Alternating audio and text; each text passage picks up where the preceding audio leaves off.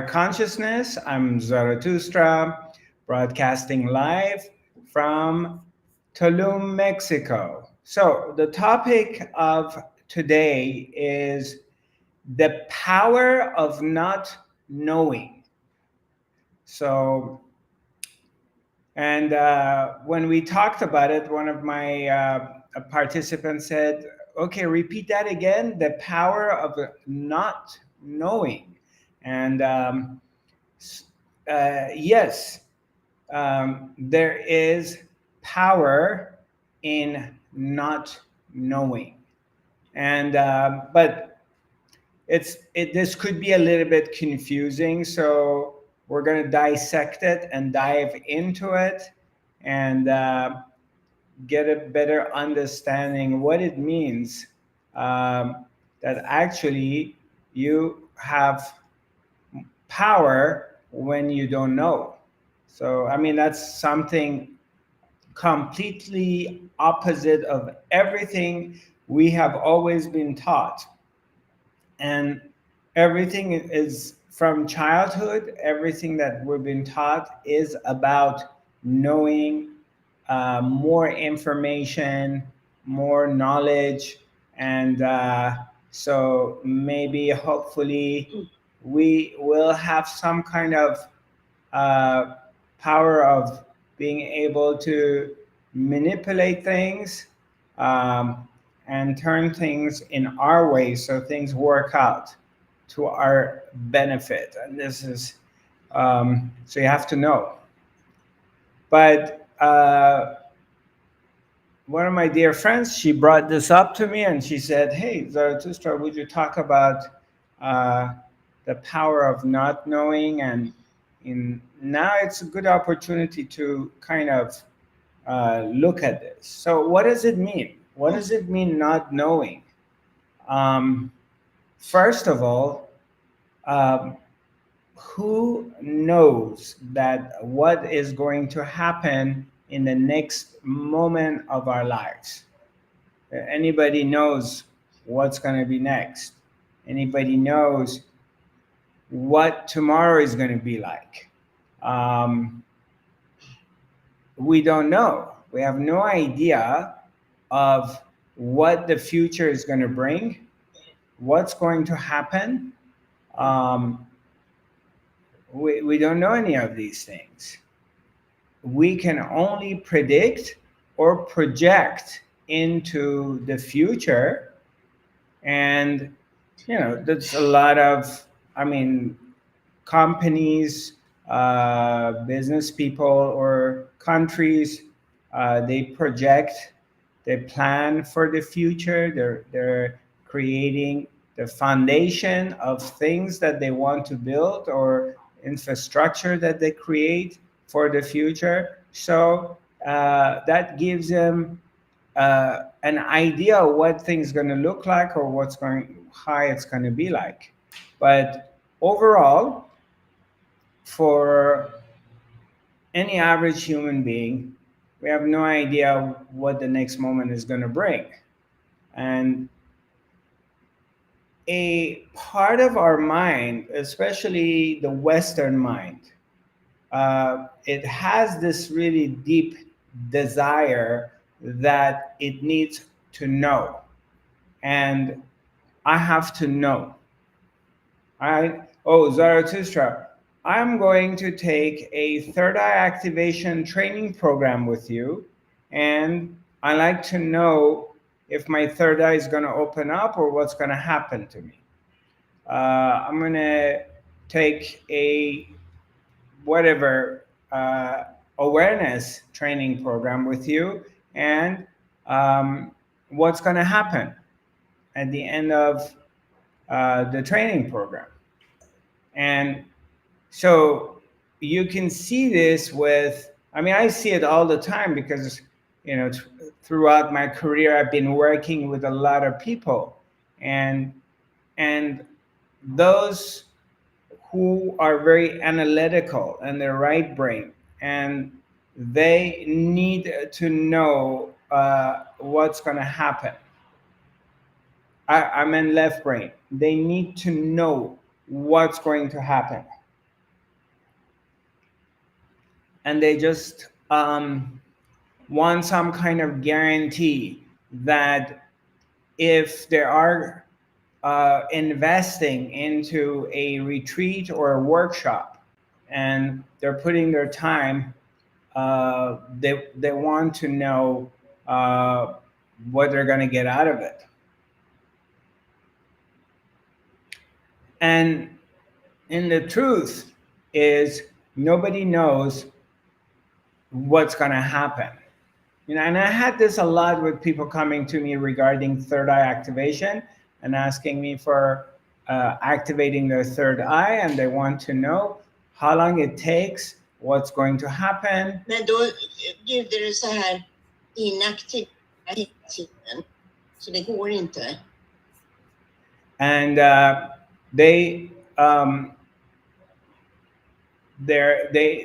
there's this is a part of the function of the mind, because the mind wants to know what is going to happen. The mind wants to know a lot about. So we're trying. Sorry, one of my students keeps coming on through the Zoom. Let's see, I keep muting everybody. I'm sorry, I apologize for one moment. Yeah, great. Hi, Amir. If you're around, if you can keep us all muted on the Zoom, if you get this message. So sure.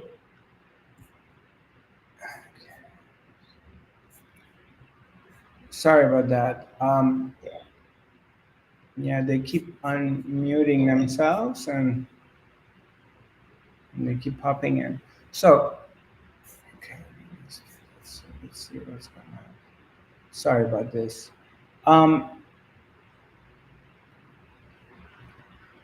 So this is a part of the functioning of the mind, of this deep desire, or this story that I need to know what's going to happen. And that's not just by only the third eye activation was only one example that I used, but there's a lot more than that. I mean, you can go to any kind of field, from personal stuff, from maybe you're having a child and you want to know what's going to be the future of your child. Maybe you're making an investment and what's going to happen to my investment. Maybe you're invested emotionally on somebody and you want to make a life with this person and you want to know what's going to happen. So this is not just in one place, it's everywhere. And you can look at yourself. I mean, you can just observe your own mind and just do a little investigation of how many times in any kind of transaction with anything that you have in your life, and you have this really deep desire or urgency that you need to know what's going to happen. So, but we don't know what's going to happen. Nobody knows what's going to happen. Yeah, unless you have very powerful control over the world, or you're manipulating the world's economy or politics. You're on a very, very top of the pyramid and you're pulling the strings, and you're manipulating the stock market or real estate market, and like next week or tomorrow you're going to pull the trigger and create a crash in the market. So, but other than that,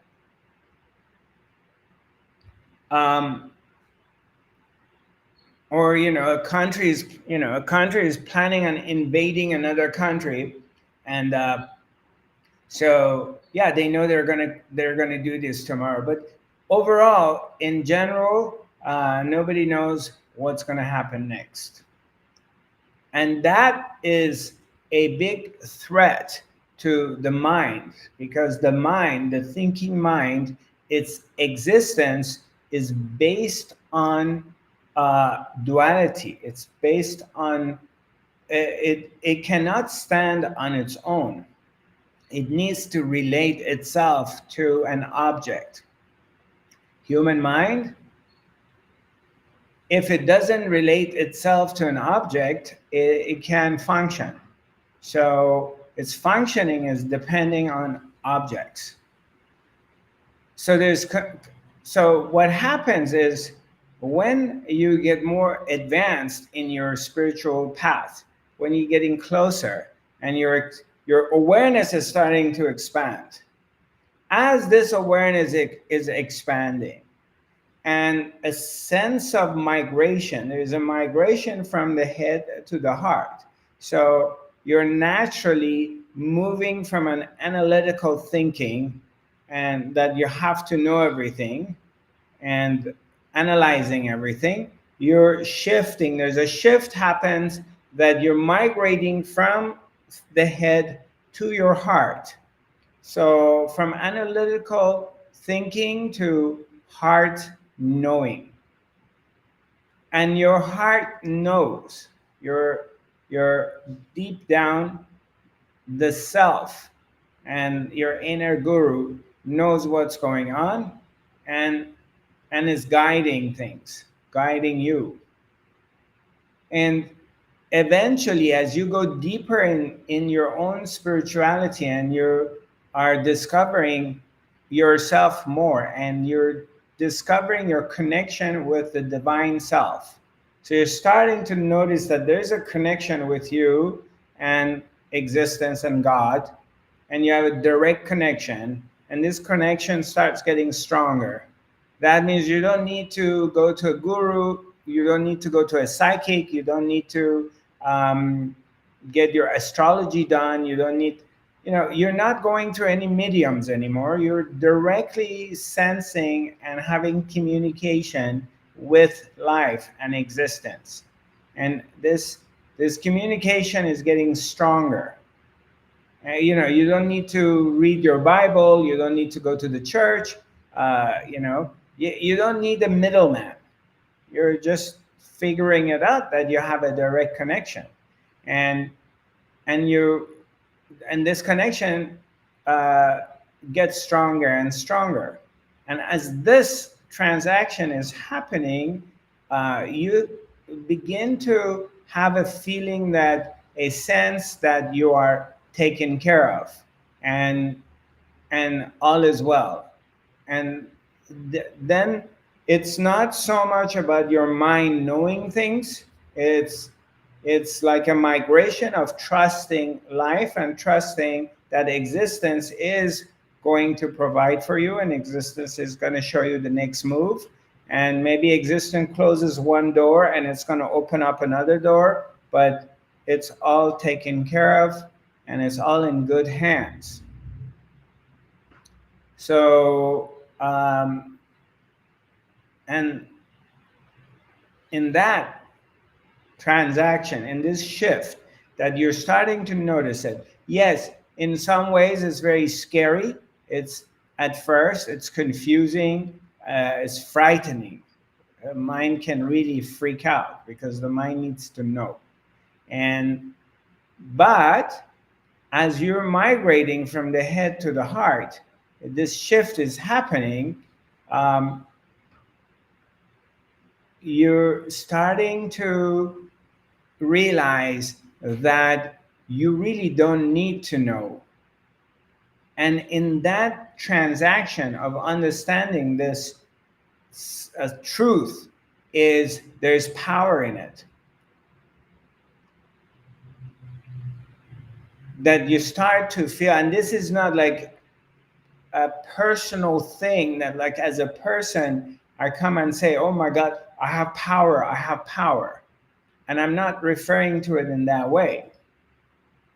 But there's an aura around you. There is a connection to life, that you start to feel this power, this presence, and and you're getting more comfortable and more surrendered and more relaxed into the presence, the power, from not knowing, operating from a place of not knowing.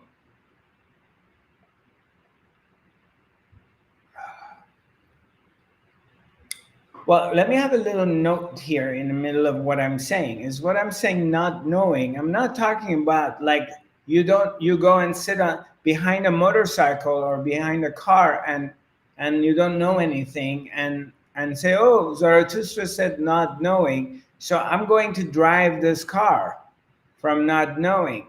I'm not talking about that. Those kind of things, you have to have the skill and the training to know how to drive. And of course, you need to be licensed because you could damage yourself and other people. That's not what I'm referring to.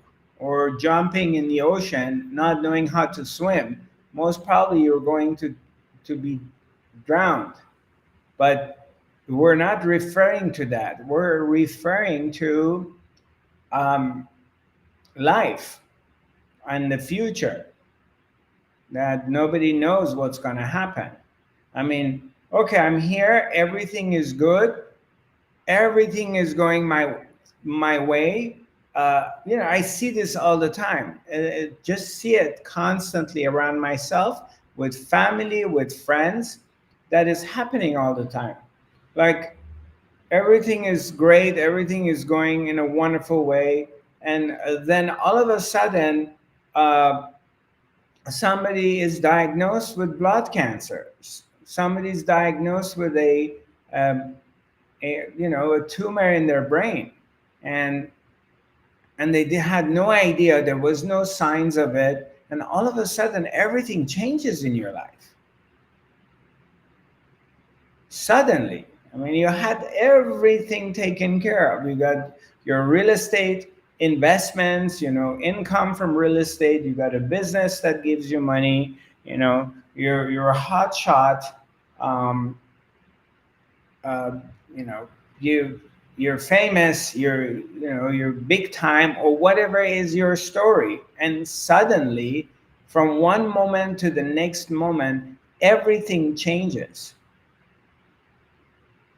Or it could be for the worst, it could be for the better. Yeah, you don't know. But that doesn't mean you're not going to try to improve your life. Yeah, you're always going to try to make things better, or you're trying to manipulate things so they're going your way. I understand that. Of course, everyone's trying to do that. But when you're in this place that you have surrendered to the truth of who you are, and you have surrendered to the fact that you have no idea about what's going to happen in the future, and you operate from that place, then you cannot be really disappointed.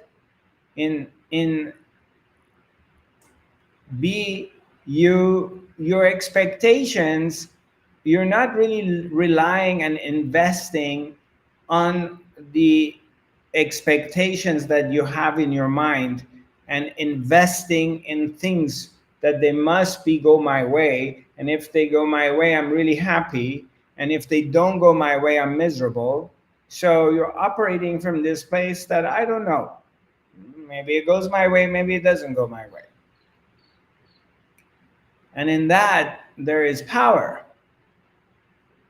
because you're surrendered and you're operating from no expectations from life. And that brings power, not personal power, but wisdom. And there's a sense of freedom in it, because you cannot be disappointed, because you don't know.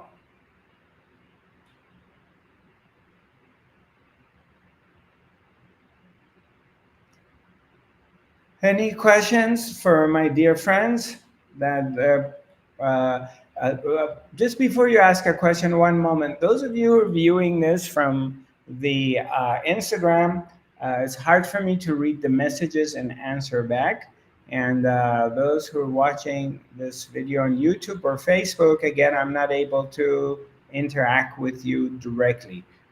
But if you want to have a direct interaction with me, you're welcome to join us through my website.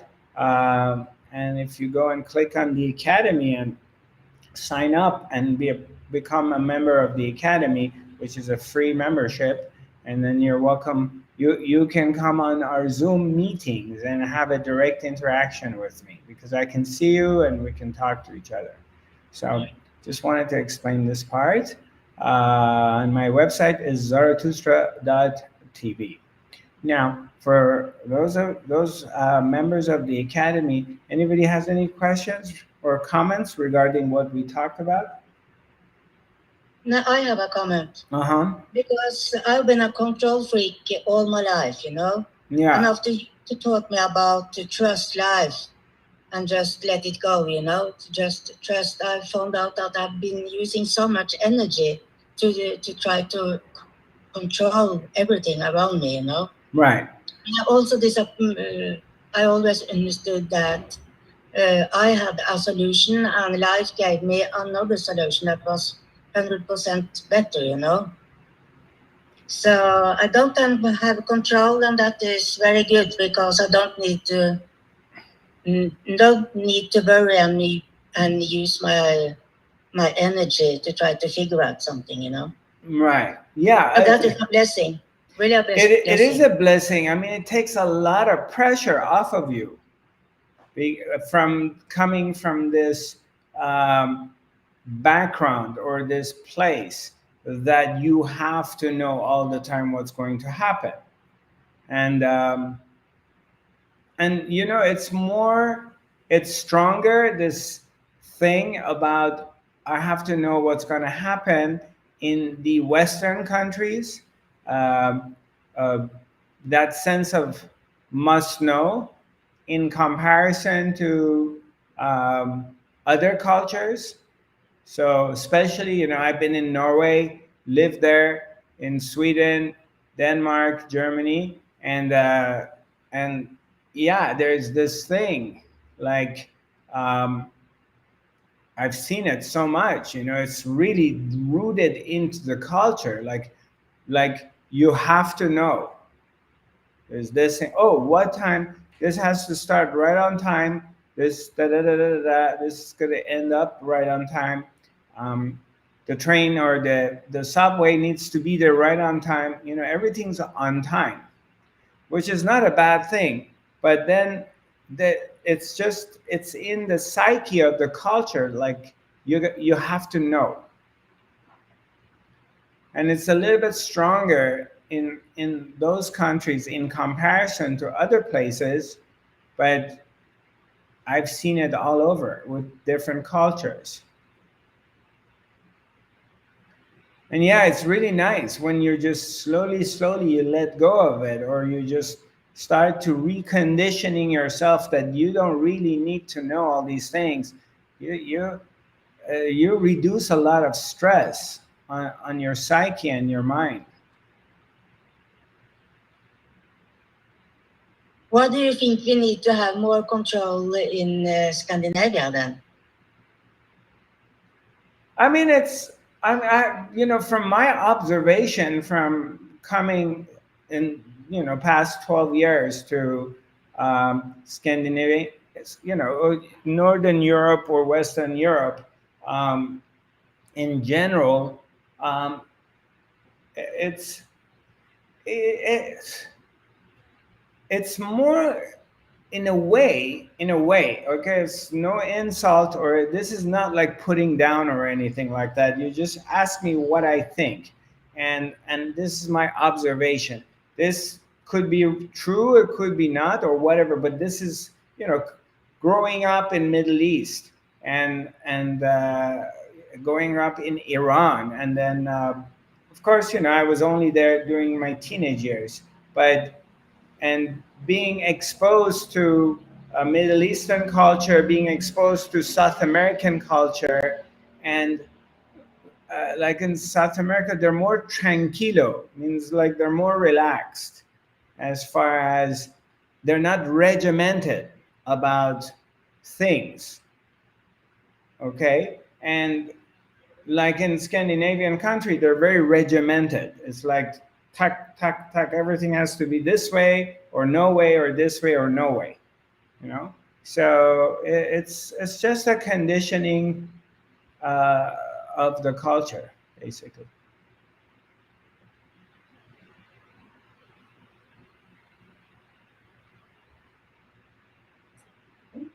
Yeah, go Can ahead, I? Suzanne. Yeah, please, Suzanne, go Is, ahead. yeah, is it possible that the big material world is a reason to be more in the head? And because I often observe that the native people are more in their inner world, and so they are more with their intuition. And this is another form of the direct knowledge. Yeah, I mean the native people, they're more in touch with nature. Yes. They're not disconnected from the nature. So uh, societies or cultures or tribes, areas in the world that you're more connected to the nature, naturally is more tranquilo, more relaxed than the new or these cultures that went through industrialism in past 100, 30 years old years. It became robotic. Yes. Because you must understand that in the industrial revolution that what happened in early 1900.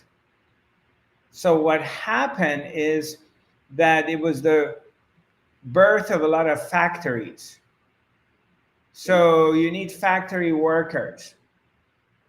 And then we started creating the school systems that is, this the school starts from 8 in the morning or 9 in the morning till 5 in the afternoon or something like that. So, and that's, offices, work, stuff like that. So in with this industrial revolution, we started to condition children either to be prepared to work in a factory or going to school, which is similar hours of work hours to just get them ready for the future, so they can become the workforce. So, um, which Modern slave. yeah, and modern slaves, manipulated modern slaves. yeah, Sometimes. yeah, it is. It yeah, exactly, it is.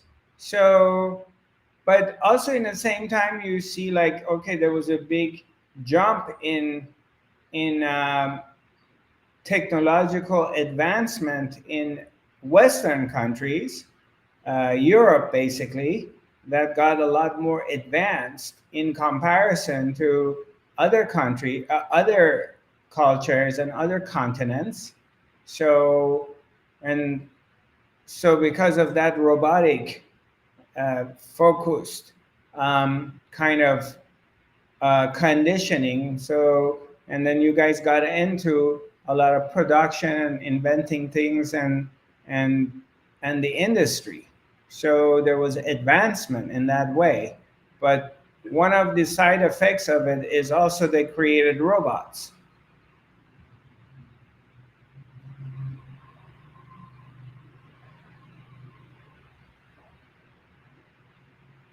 But I think live without knowing means to live with intuition. Yes, exactly. Be guided with earth and be guided with the light of our great Father. Yes, that's the knowing of the mind. You know, I mean, we've talked about this before. I mean, I can talk about it more either today or in the future. There's a difference between knowledge and knowing. There's a huge difference. So, knowing is your direct experience, knowing is what you have discovered on your own. So, knowledge is information borrowed from other people.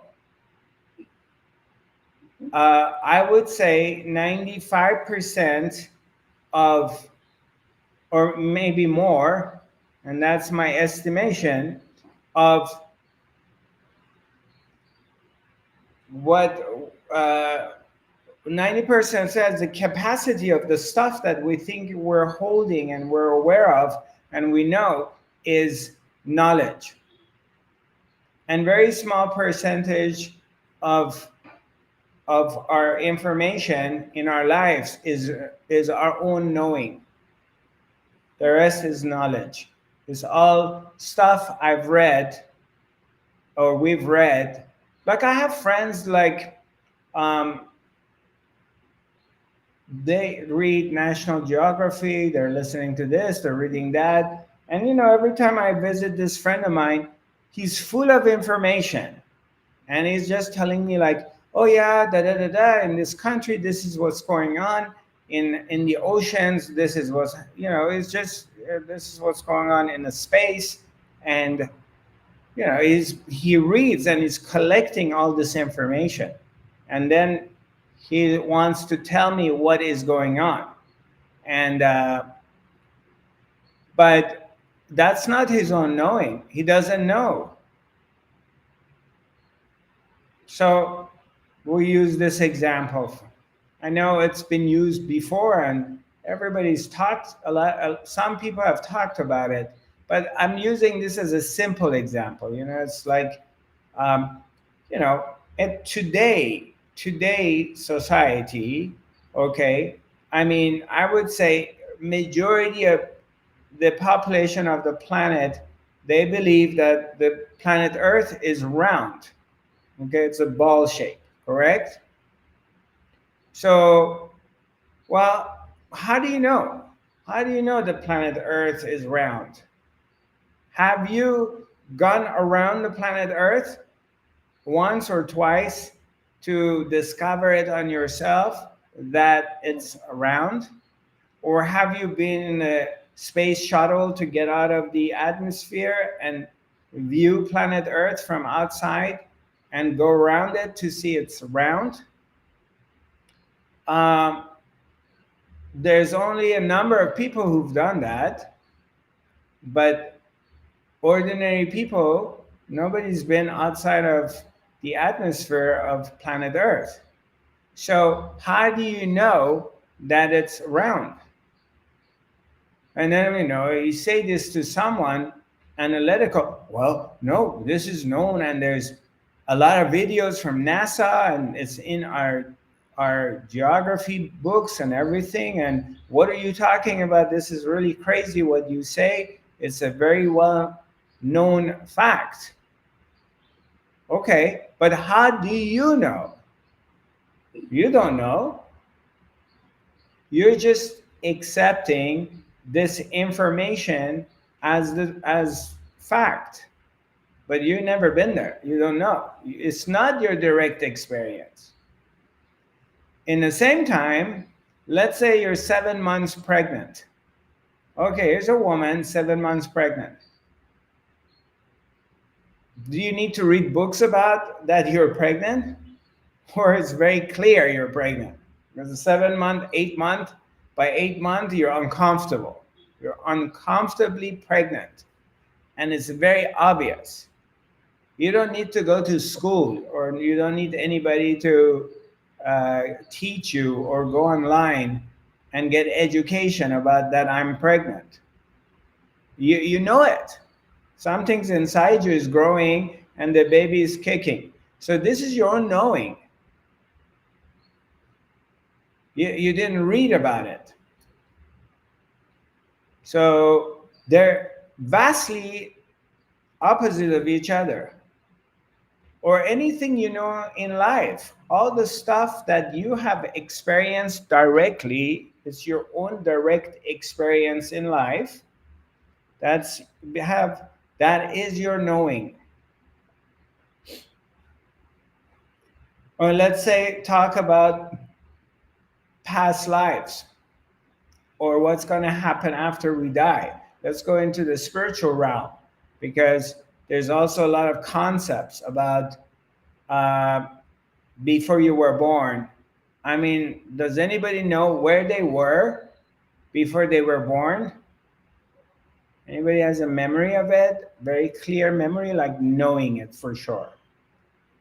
I know you talk to some new age people or some new spiritual people and they're just going to tell you blah, blah, blah. Yeah, I was da, da, da, da, da, da, da. But they don't know. It's bullshit. And where are you going to go after here? There's concepts, there's stories, there's stuff that we've read from our teachers, gurus, but no one has experienced it. Nobody has gone to the other side. You know, you die, they bury your body, and then you come back 6 months after and your body comes out. I'm not talking about just going to the tunnel and near-death experience and coming back. I'm talking about really dying and coming back. And so we don't know.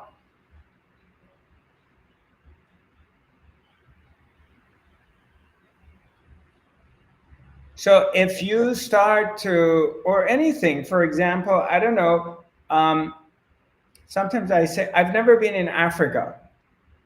Okay? So from childhood, as I was growing up, I've been told that there's a continent on the other side of the world that its majority of its population, they're blacks, they're black people. And it's Africa. But I've never been in Africa. I met people, I met Africans in different other parts of the world. But how do I really know Africa exists? I'm simply accepting this information I'm being given that there is something called Africa and majority of its population are black people. But I don't know that. I did not discover that on my own. I'm simply borrowing, this is borrowed information, and I'm accepting it as facts. But I never experienced it. So it's not my direct experience. So if you start looking at things from that perspective, and you're kind of separating stuff, the your life experiences and stuff that you know from direct experience, and you separate it from information, borrowed information in any area of your life, from a car, from electricity, from relationships, from anything, any area, and you separate the two, and you realize like you only know this much, and this much that you thought you know, it's borrowed information. It's not your own knowing.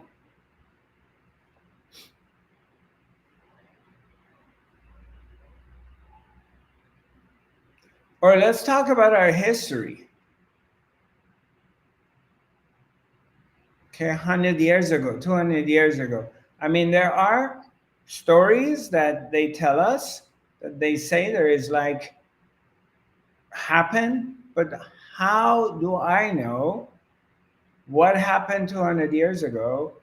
Okay, there was a war between this country and that country, or there was a cultural revolution or whatever happened, but how do I know that really happened? How do I know I wasn't there. So I'm simply reading through these literature and this information that I've been given, but they could be manipulated. You know, they always say history is written by the victor, like the country that went and invaded another country, or you know, that conquered, is going to write the history. So obviously they're going to change things in their own benefit, and they're going to write the history books that they want.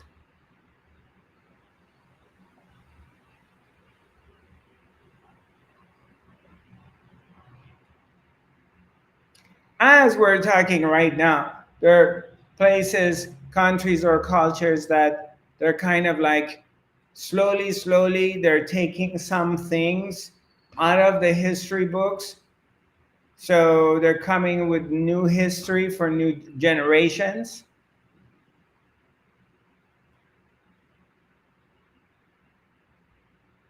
So it's already right now, they're rewriting the history. So if you're really like mindy, you're just gonna believe it. That's what happened, but you don't know what happened.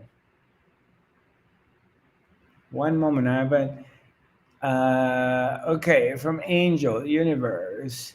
Uh, energy. I didn't understand. Sorry, Angel, I didn't understand. Didn't get a chance to read your question. If you write it again, maybe I get it this time. So, hmm.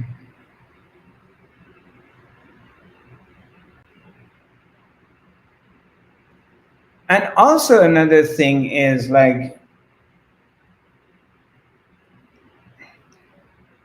most all wise people, everyone who has come to wisdom, has come to this place of basically they say, I don't know. They tell you, I don't know. Because it's so vast, the nature of existence. It's so vast that there is no way in the world that you can understand the infinity, the infinite, God, consciousness, universe. It's infinite. And when I say the word infinite, okay, the first thing and that really comes into your mind is that it's a vision. You have a vision of infinite. It's a picture. But the mind cannot comprehend infinity. Try it. Close your eyes or just look at it. I'm going to read one of these questions. One of my people sent. I understand your question, but what is the ultimate point of these questions? Okay. Nima. Nima is asking me, I understand your questions, but what is the ultimate point of these questions? Okay, Angel. If the aura of a person is broken, what should be done about the negative energies? Okay, so let me first answer Nemo's. Do we need to experience everything personally? Um, well, Nima, not we experience everything personally, but you just separate your direct experience from knowledge. And so now you're not in an illusion.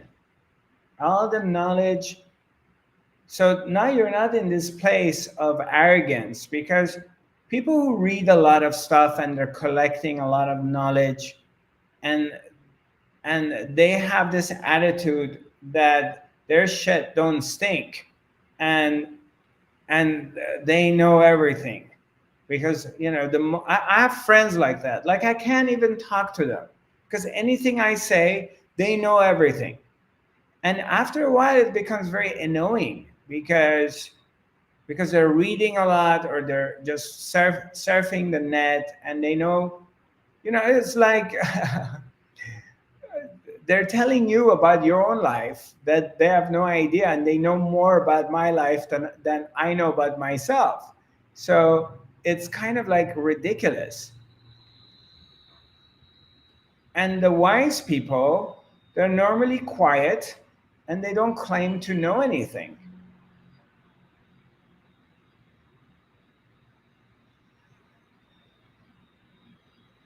All of these powerful masters that I sit with, they did not claim that they know. I mean, they transferred and transmitted a lot of wisdom, but they weren't arrogant. So when you stay in this place of not knowing, that you don't claim that you know, then that adds on a lot, because you're not full of things. It's like, I have this glass, okay, there's this much water. If I fill it up all the way to the rim, then I cannot put any more water into it. There's no room. So you have to empty the glass in order to fill it up.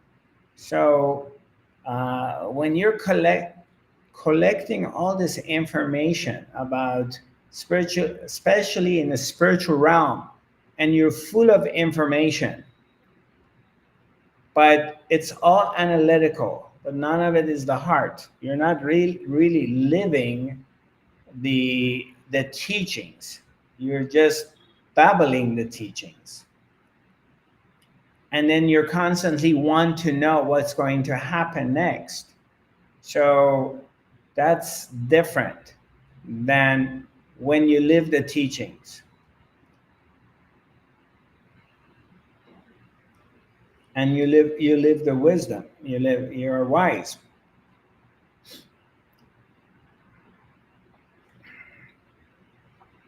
As far as Angel, you wrote this to me about broken aura. Um, how did you come up with this idea that your aura is broken? Um, we're always bombarded by a lot of negative energy. It's always there, uh, especially if we're involved with the media and we surf the media. We're going online and we're listening to the news, or we're just buying the stories that they're telling us, and or we're in some kind of relationship or some kind of culture that we have a lot of negative people around us. So yeah, we get affected. But auras could not be broken.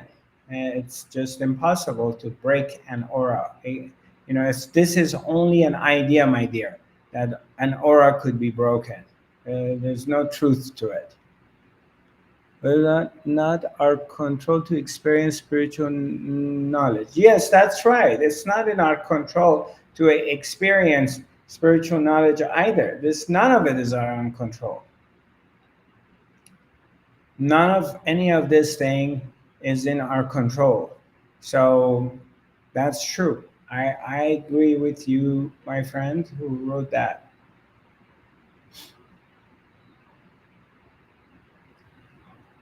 Okay, I have another one. Thanks a lot. The difference between data and wisdom. Right. Yeah, the difference between data and wisdom. That's right, my friend. You got it. Yeah, you don't want to fall asleep into that. So yeah, they're completely different. Because data, again, it's borrowed information. This is not your direct experience. So, and it could be false. They can just lie to you or make a mistake. And I mean, so much has happened in medical industry. Like, they're coming up with these kind of cures or these medications, that this particular medication is going to uh, solve your problem or whatever. And they killed a lot of people, or they made a lot of people sick. 10 years after, they're going to come and tell you, no, this product, the new research is showing like it's got side effects. So you all seen this so many times.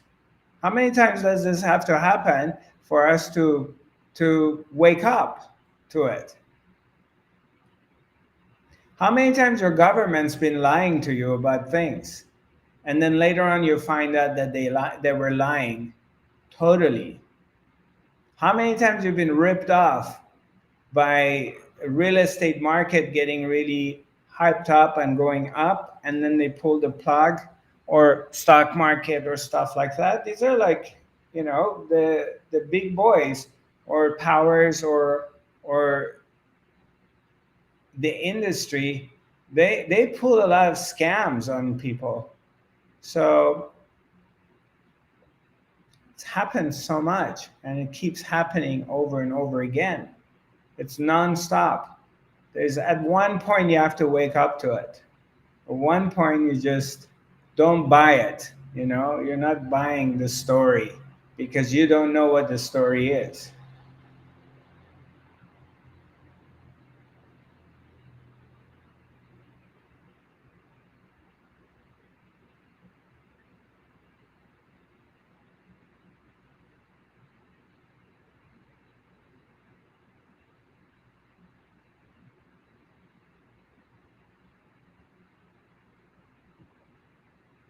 Can I say something? Yeah, sure. Go ahead. We have a proverb in German. It calls talking is silver, be still is gold. Right. You understand this? Yeah, right. Very nice. Talking is silver. Talking is silver, and is gold. What is gold? Silence. Silence is gold. Silence. Be silent is gold.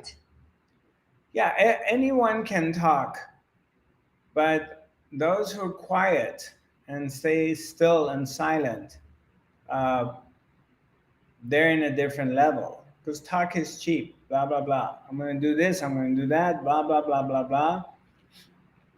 That's all mind.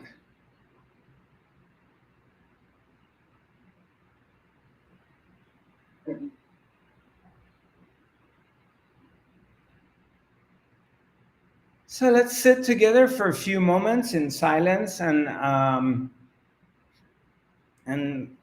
yeah, when we're together collectively, we are here and our hearts open to love and light and stillness, and healing takes place, and the magic reveals itself in silence.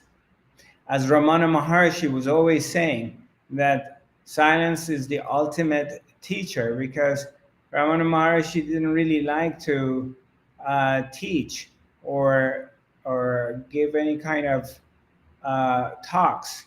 So he had come to this understanding that through silence, the power of silence will transmit and affect those who are quiet and they're with the master. So, and I like that, and I've come to understand that, the truth of it.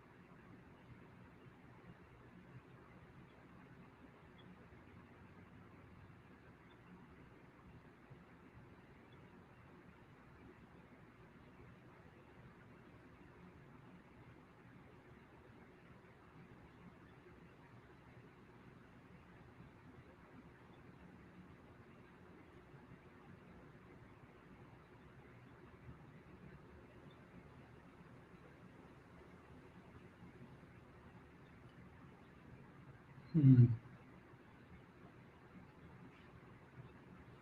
It's nice to see you all, as always.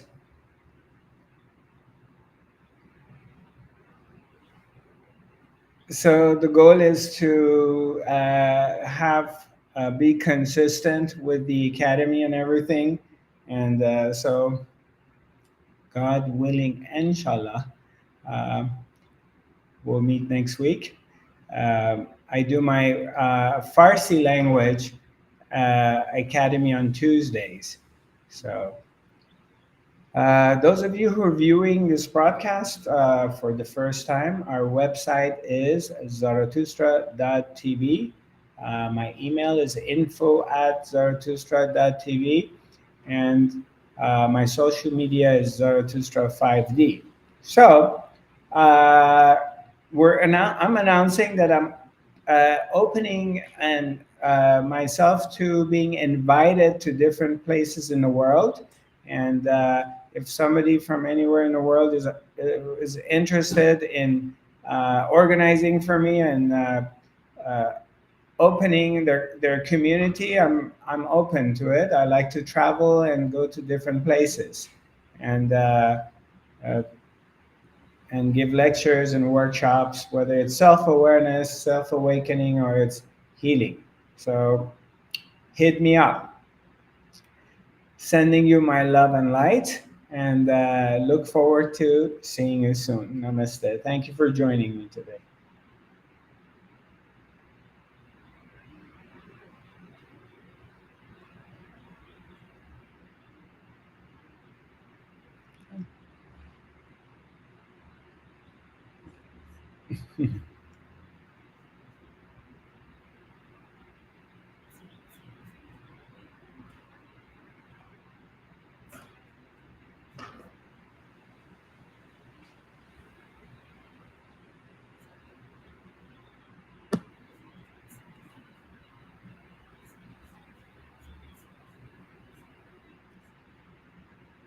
All right, to dear friends on YouTube and Facebook, thank you for joining me, and I look forward to connecting with you again.